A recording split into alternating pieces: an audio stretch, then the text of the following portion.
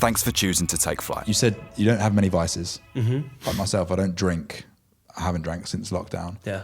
Not that I don't like drinking. I just know I can't do it right now, like with a kid and stuff. Like, Fair. it just doesn't work. Fair. So I was just really fascinated to learn a little bit more about one of your vices and how that plays into your life, how it benefits you, Yeah. and then how you tie that into your like athlete lifestyle. I love it. No, I love this. And it's actually one of the first times I've actually like spoken about it on like a pod setting. I'm a big fan of cannabis. I've been a fan of consuming THC and CBD even throughout college. It helped me a lot through dealing with injuries, dealing with anxiety, dealing with like just like mental state in that sense.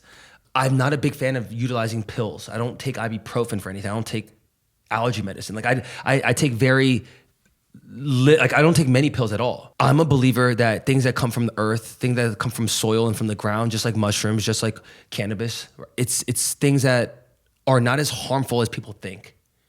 To your point, every human has their own vice. I'm not a big drinker. I never have been. I don't mind taking a couple drinks here and there, but I just don't enjoy how I feel after.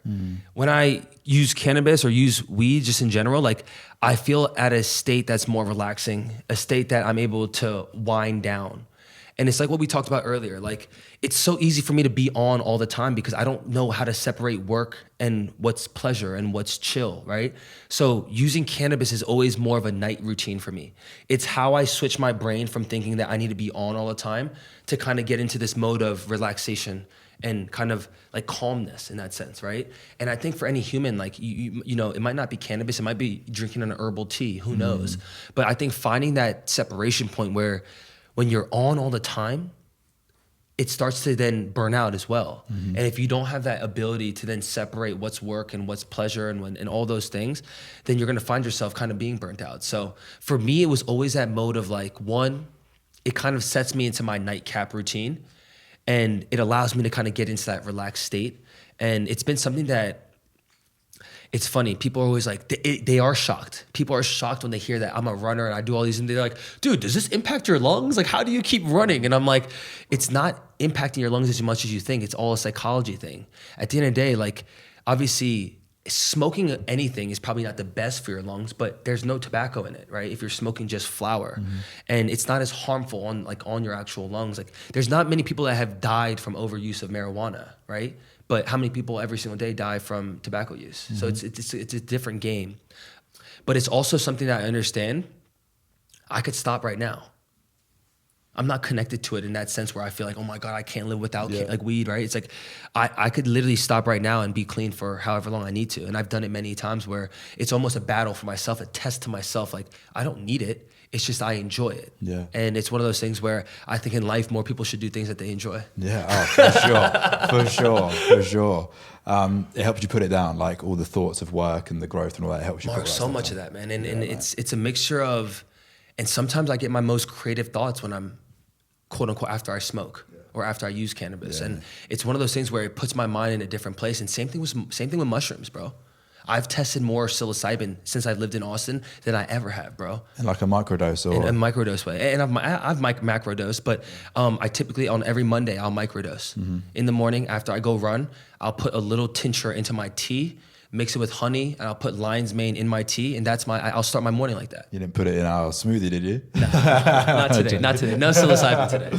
But no, I think it's, you know, I'm a very curious person. And when there's new science, when there's new technology, when there's new things that are existing, that are coming out, I'm always very aware and I want to learn more about it. And like I said earlier, I'm the type of human that I learn best by doing. I'm a practitioner in everything that I do. So before I make a judgment, before I make an opinion on something, I need to at least try it. And that's what I've done with everything, with drinking, with smoking, with mushrooms, with most things that I've ever done in my life. And I think more people need to have that framework because it's easy to sit on the sideline and say, oh my God, that guy's a pothead, he's a loser.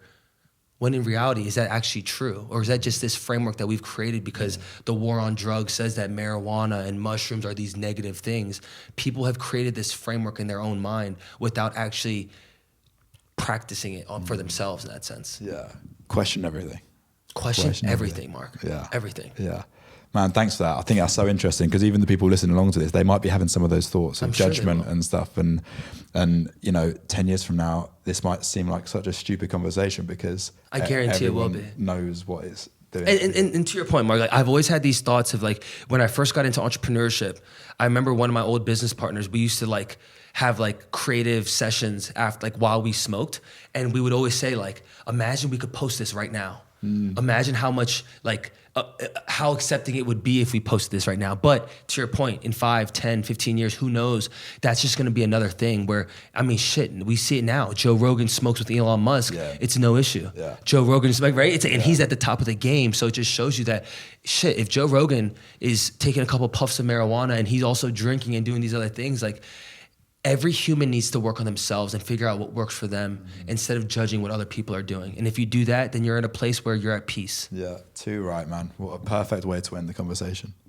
Man, it's a pleasure, bro. Thank you, mate. What an amazing morning I've had. I'm so glad that you guys came, man. It was super fun. It was great, man. Really enjoyed it. And I'd love to make Sunday work if we can. So it's not even a question. Okay, awesome, man. Awesome. And thanks for having us. Dude, of course. Mate, you're a legend. Good luck with everything.